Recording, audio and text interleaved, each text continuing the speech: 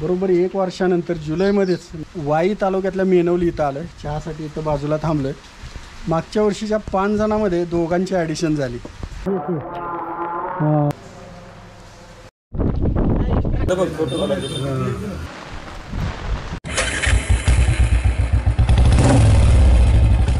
सुप्रभात मंडळी.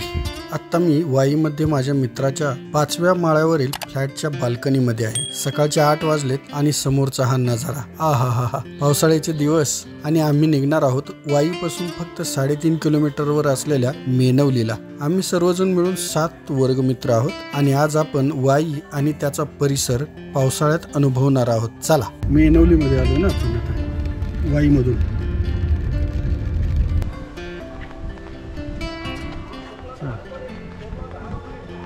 नाना फडणवीसांचा वाडा आहे हा मेनवलीतला. या वाड्याची रचना बरीचशी शनिवार वाड्यासारखी आहे. ही काटकोनी रचना एवढ्यासाठी की येणाऱ्या माणसास सरळ दृष्टीस काही पडायला नको. वाड्याची रचना अशी केली की येणारी व्यक्ती यजमानांपर्यंत येईपर्यंत त्याच्या प्रत्येक हालचालीवर कचेरीतून किंवा ओसरीहून नजर ठेवता येईल. ही समोर एक गणेश मूर्ती दिसते. ती वाई येथील महागणपती किंवा ढोल्या गणपतीची प्रतिकृती आहे. चौकाच्या दोन्ही बाजूस ज्या खोल्या दिसतात त्यांचा वापर पूर्वी कचेऱ्या म्हणून केला जायचा. या वाड्यामध्ये एकूण 6 चौक आहेत. डावीकडे हे जे कोरीव खिडकी दिसते ते आहे देवघर. समोरील दरवाजावर कोरीव काम केलेले गणेशपट्टी दिसते. याच दरवाजातून माझघराकडे जाण्याचा रस्ता आहे.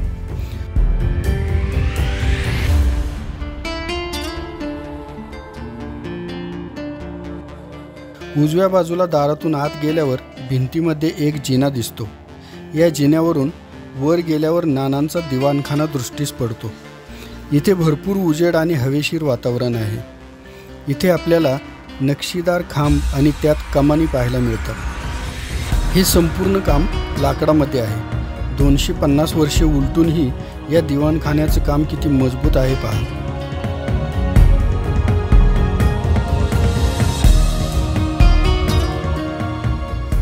छतावर लाकडामध्ये सुंदर कोरीवकाम दिसतंय. त्याला तख्तपोशी असं म्हणतात. त्या काळी अतिमहत्त्वाच्या मंडळींची बैठक व्यवस्था या दिवाणखान्यामध्ये केली जायची.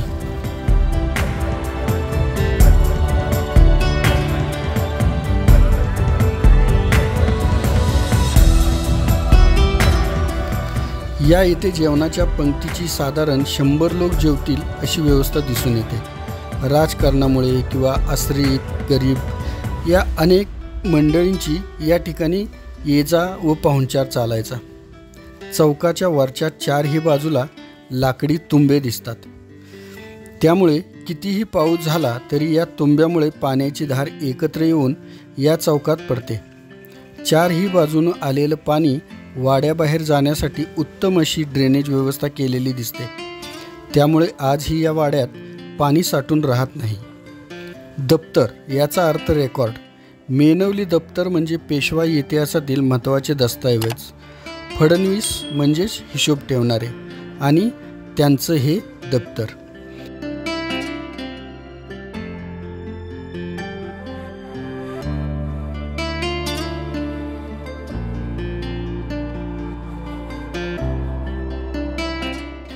नानांना विविध चित्रकृती संग्रही ठेवण्याचा छंद होता.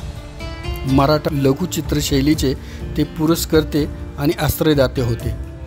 त्यांनी काही दालनामध्ये देवदेवतांची तसेच पौराणिक कथा असलेली चित्र रेखाटून घेतलेली पाहायला मिळतात.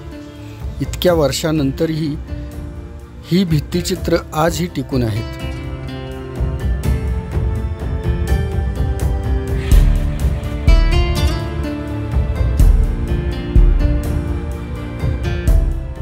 आता पाहूया हळदी कुंकवाचा चौक आणि सोफा. बायकांनी बाहेर न पडण्याच्या त्या काळात खास महिलांसाठी बांधलेला हा हळदी कुंकवाचा चौक. पुरुषांना या भागात मज्जाव असायचा. तसेच बाहेरून काही दिसू नये म्हणून समोरची भिंतही उंच दिसते. दिवाणखान्याप्रमाणे इथेही सुरूचे नक्षीदार खांब आणि कमानी दिसतात. समोरच्या भिंतीमध्ये छोट्या छोट्या ह्या ज्या देवड्या दिसतात त्याच्यामध्ये छोट्या पंत्या लावत. छतावरील लाकडी नक्षीदार कामामध्ये जे रंग दिसतात ते इतक्या वर्षानंतरही टिकून आहेत.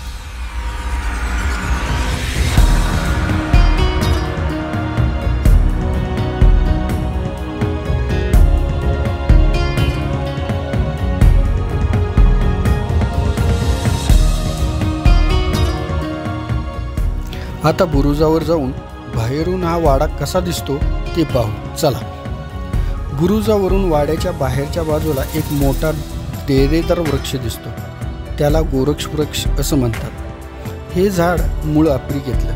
पेशवाईच्या काळात अरबी घोड्याबरोबर याचं बीज आणलं गेलं. या वृक्षाचा विस्तार खूप मोठा होतो हे लक्षात घेऊन नानांनी वाड्याची तटबंदी एल आकाराची बांधली. या झाडाच्या खोडामध्ये पाणी साठवून ठेवण्याची क्षमता असते आणि याची मुळं खूप दूरपर्यंत जातात.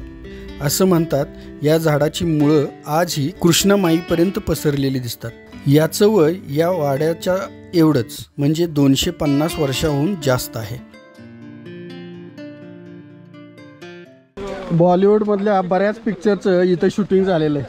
हा पार बघितला तर तुमच्या लक्षात येईल गंगाजल वगैरे पिक्चरमध्ये इथले बरेच सीन आहेत. कृष्णेच्या घाटावर हे लोकेशन आहे. हे बघा त्या बाजूला मंदिरं वगैरे. गंगाजल पाहिला असेल तर तुमच्या लगेच लक्षात येईल इथं शूटिंग झालेलं. त्या पाराच्या बाजूला पण शूटिंग होतं. एवढा मोठा घंटा आहे बघायचं. हो जायचंय ना मग.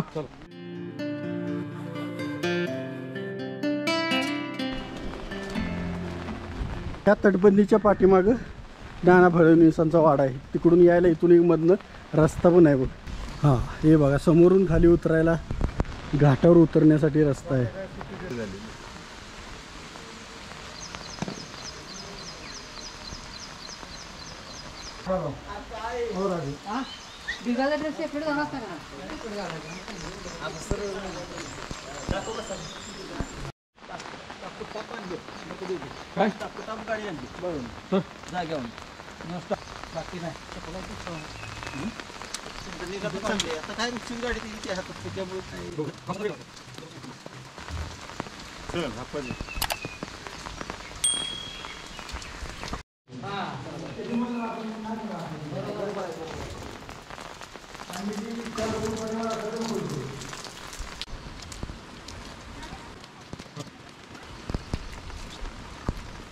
नमस्कार आणि सुप्रभात मंडळी. मागच्या वर्षी बरोबर ह्याच दिवसात आपण लोहगडावर गेलो होतो. 1989ची 10वीची बॅच. तर आम्ही मागच्या वर्षी 5 जण गेलो होतो लोहगडावर. तो व्हिडिओ तुम्ही आधी पाहिलाच आहे. बरोबर 1 वर्षानंतर जुलैमध्येच आज 21 जुलै आज वाई तालुक्यातल्या मेनवली इथं आलं. चहासाठी इथं बाजूला थांबलं आहे. मागच्या वर्षीच्या 5 जणांमध्ये 2घांची ॲडिशन झाली. मागच्या वर्षीमध्ये आमचे देवदत्त देंडे सर ते वाईमध्ये शिक्षक आहेत. गेली 11-12 वर्षापासून आहे. रवींद्र मोहिते, सुरेश साळुंके बऱ्याच व्हिडिओमध्ये पाहिलं आहे तेव्हा ओळखीचा माल. हे जे 2 नवीन मेंबर आपले कृष्णत साळुंके हे खोजवाडीचे आणि अशोक मदने हे 2 मेंबर आत्ता नवीन आज ॲड झालेत. आणि मागच्या व्हिडिओमध्ये होतं संजय जाधव मुंबई पोलीसमध्ये आहेत. काल रात्री मुक्कामाला देवदत्तच्या घरी होतो. रात्री मुक्काम करून सकाळी फ्रेश होऊन मेनवलीला आलो. इथं पाठीमागं बघताय मग नाना फडणवीसांचा वाडा आहे तो पाहिला. आणि त्याच्यानंतर आपण मेनवलीचा प्रसिद्ध घाट बघायला गेलो ज्या घाटावर बॉलिवूडच्या बऱ्याच पिक्चरचं शूटिंग होतं. तो घाट बघून आलो आहे आणि आता चहा एन्जॉय करतो आहे आणि आजचा दिवस मेमोरेबल करणार आहे. तुम्हीसुद्धा आमच्यासोबत राहा. चला.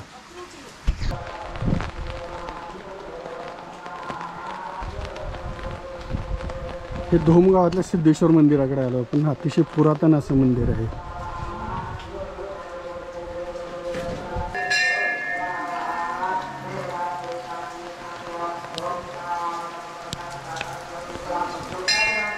वाह एक नंबर.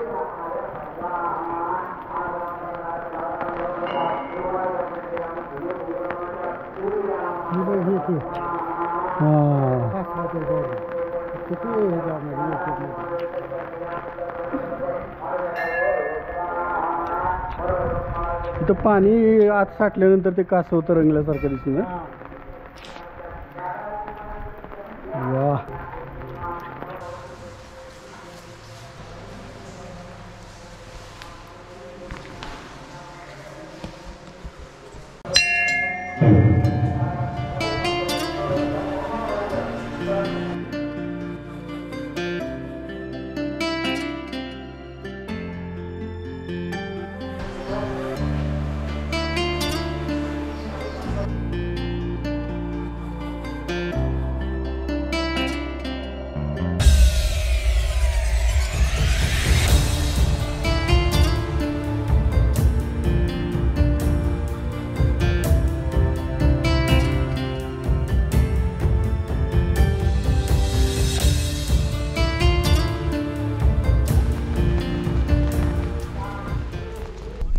समोर दिसतंय धूम धरण्याचा बंधारा आहे.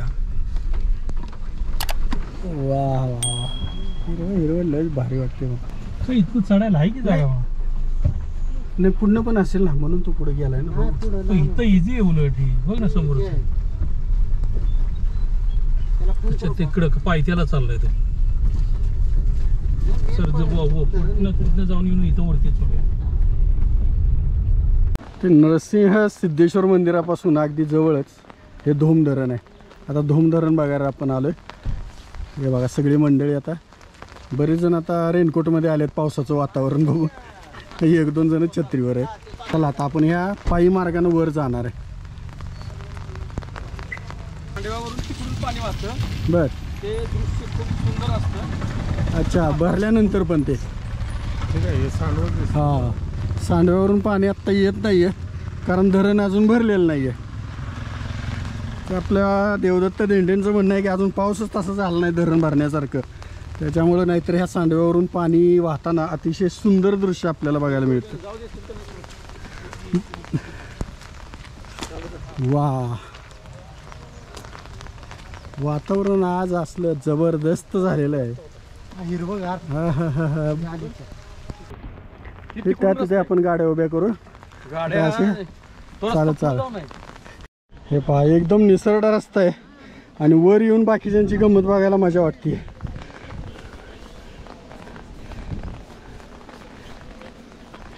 चला चला चला गावता गावतातून चाला म्हणजे पाय सटकणार नाही. आणि हे आहे धोम धरण. पाणी काय भरलेलं नाही. अरे छत्री छत्री गेली नाही. छत्रीचं तर उपयोगच नाही इतकी हवा आहे.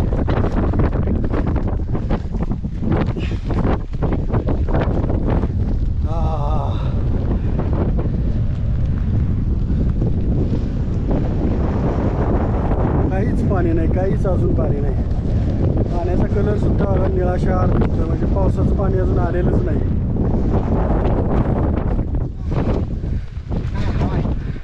हे पकड बंद कर.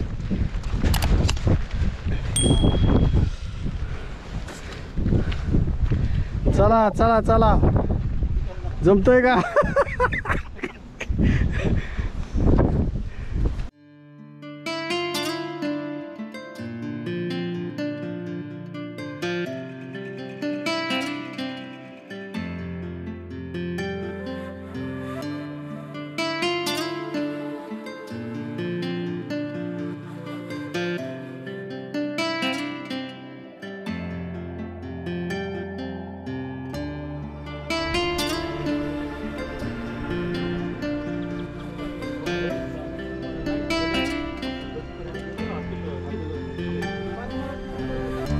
हे मोठमोठे सांडेवरून पाणी सोडण्यासाठी चक्र आहे. हे सोडून खाली पाणी सोडलं जातं नदीमध्ये.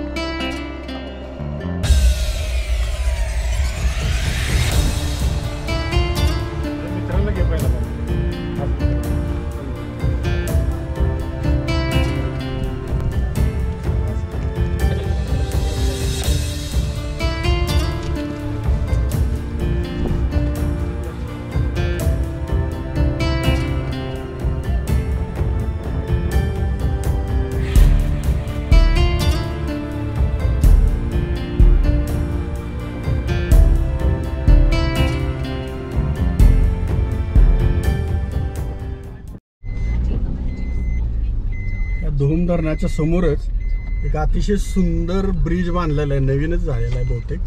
त्याच्या कलरवरून तर वाटतंय वा एक नंबर.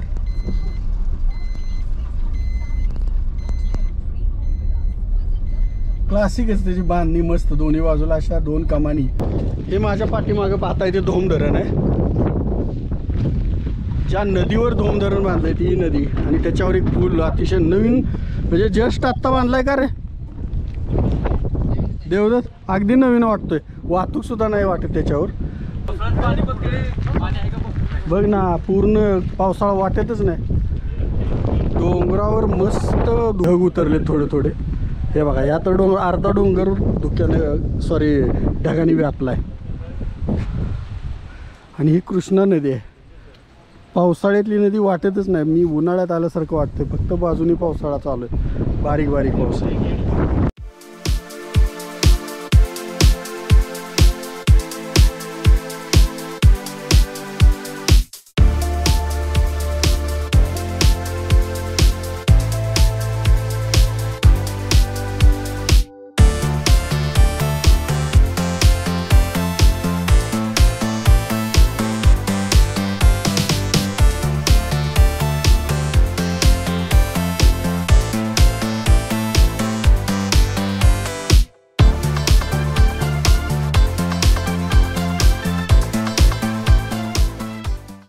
धोम धरणाच्या वरच आहे, ह्याच्या खाली धोम धरण आहे.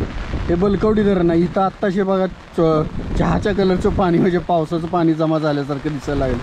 आपल्याला धोम धरणामध्ये पूर्ण निळशार पाणी होतं, पावसाचं पाणी आलेलंच नव्हतं. आता हे भरल्यानंतर इथून खाली जाईल तेव्हा ते धोम धरणामध्ये भरलं जाईल पाणी. सुरेश आणि संजय गाडीतच बसून आहेत. पाऊस तुफान चालू आहे त्यामुळे ते पावसाला घाबरलेले आहेत.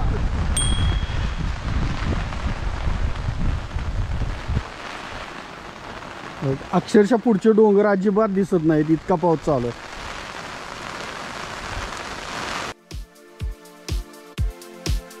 मंडळी, साधारण 3:30 वाजता रुचिरा गार्डन रेस्टॉरंट वाई येथे जेवण करून आजच्या आठवणींची शिदोरी बरोबर घेऊन आम्ही शाळेतले वर्गमित्र आपापल्या कर्मभूमीकडे एकमेकांचा निरोप घेऊन रवाना झालो. आता पुढील भेटीपर्यंत हीच शिदोरी आम्हा प्रत्येकाच्या बरोबर राहील. व्हिडिओ आवडल्यास नक्की लाईक, शेअर आणि हां, आपला चॅनेल सबस्क्राईब करायला विसरू नका. धन्यवाद.